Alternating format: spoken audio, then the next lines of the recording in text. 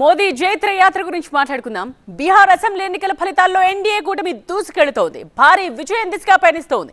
Exit polls అంచనాలను మించి అధికార కూటమి హవా చూపిస్తూ ఉండగా విపక్ష కూటమి మహాగఠబంధన్ చతికిల పడిపోయింది.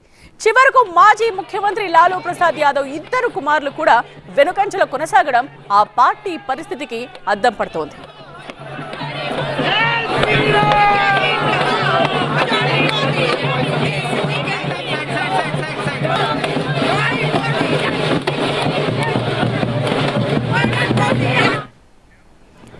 ఈసారైనా గెలుపొందాలని చివరి వరకు ప్రయత్నించిన మహాగఠబంధన్ చతికిలబడింది.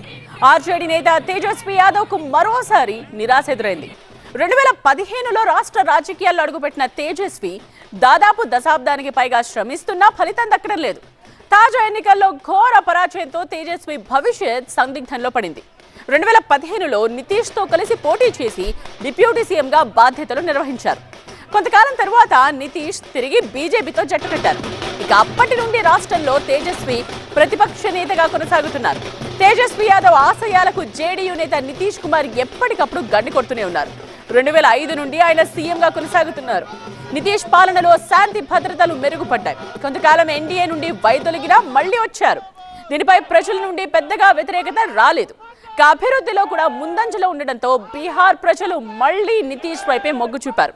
2024లో కేంద్రంలో సొంతంగా ప్రభుత్వాన్ని ఏర్పాటు చేసే స్థానాలు బీజేపీకి రాలేదు. దీంతో ఎన్డీఏలో జేడీయూ కింగ్ మేకర్ గా మారింది. కేంద్రం సైతం తన బడ్జెట్ లో బీహార్ కు ప్రాధాన్యమిస్తోంది. నిధుల ప్రవాహం ఉండటంతో సామాజిక కార్యక్రమాలు పెద్ద ఎత్తున ప్రారంభమయ్యాయి. బీహార్ ఎన్నికల్లో కులాలు కీలక పాత్ర పోషిస్తాయి. ఆర్జేడీకి సంప్రదాయక ఓటర్స్ అయిన యాదవ్, ముస్లింలు ఉన్నా మరో అత్యంత కీలక వర్గమైన ఈబీసీలు నితీష్ తోనే ఉన్నారు. కుర్మి, కొయిరి, కుష్వాహా తదితర వర్గాలు సమీకృతమై ఎన్డీఏకు ఓటు వేశాయి. నితీష్ కుమార్ హయాంలో మహిళా సాధికారతకు ప్రాధాన్యం ఇచ్చారు.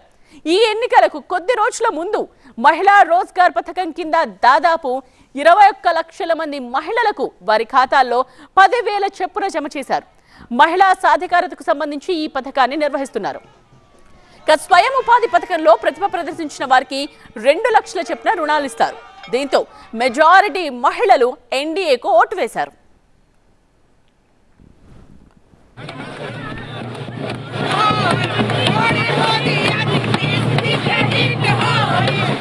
కాంగ్రెస్ తో పొత్తు పెట్టుకున్నా కూడా ఆర్జేడీకి పెద్దగా లాభించలేదు. కాంగ్రెస్ కు గతంలో అగ్రవర్ణాల మద్దతుండేది. అయితే ఈ వర్గాల ఓటర్స్ బీజేపీ వైపు మళ్లారు. దీంతో కాంగ్రెస్ కు ఓటమి తప్పలేదు. గత అసెంబ్లీ ఎన్నికల్లోనూ కాంగ్రెస్ తనకు కేటాయించిన సీట్లలో పెద్దగా ప్రభావం చూపలేకపోయింది.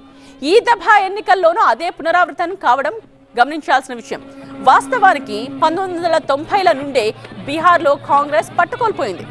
ఎన్డీఏ కూటమిలోని లోక్ జనశక్తి పార్టీ, హిందుస్థానీ ఆవాం మోర్చా, రాష్ట్రీయ లోక్ మోర్చాల ప్రభావంతో ఈ వర్గాలకు చెందిన ఓట్లు ఎన్డీఏకు వెళ్లాయి. మహాగఠబంధన్లోని పార్టీలకు పెద్దగా ఆదరణ లభించలేదు. గెలుపుపై ధీమాతో తేజస్వి యాదవ్ తన కూటమిలోని పార్టీలను పెద్దగా పట్టించుకోలేదు.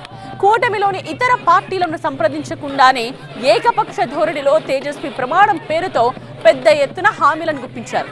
వాటి అమలుకు నిధులు ఎక్కడి నుండి వస్తాయన్న ప్రత్యర్థుల ప్రశ్నలను పట్టించుకోలేదు. ఆర్జేడీ సీట్ల కేటాయింపులో 52 చోట్ల యాదవ్లకు కేటాయించారు. ఇది ఇతర వర్గాలను అసంతృప్తికి గురిచేసింది. పార్టీని నమ్ముకున్న ఇతరులు చురుగ్గా ఎన్నికల ప్రచారంలో పాల్గొనలేదు. దీన్ని గుర్తించిన బీజేపీ తన ప్రచారంలో ఇదే అంశాన్ని పదే పదే ప్రస్తావించింది. ఈ ధోరణి యాదవేతర వర్గాల సమీకరణకు దారితీసింది.